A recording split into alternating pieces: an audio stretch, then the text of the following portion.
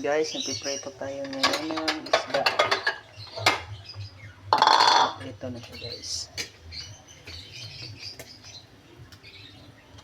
Ito na yung ating pritong isda. Bali, 10 piraso lang pala pagkutuhin natin yun guys. Kasi yung iba ay papaksiwin natin. Ayan guys.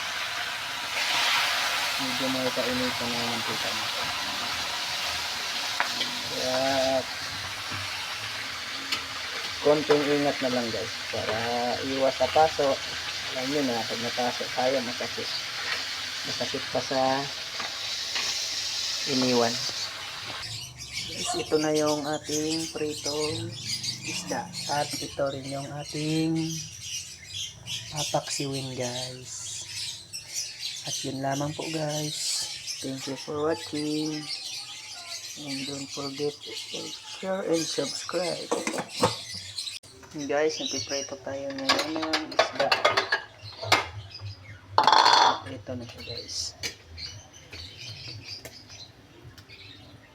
Ito na yung ating pritong isda.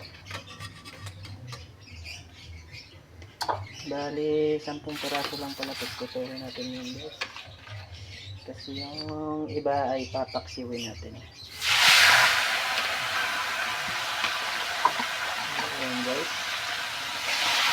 Medyo may kainitan na yung pita natin. Kaya konting ingat na lang guys para iwas sa paso.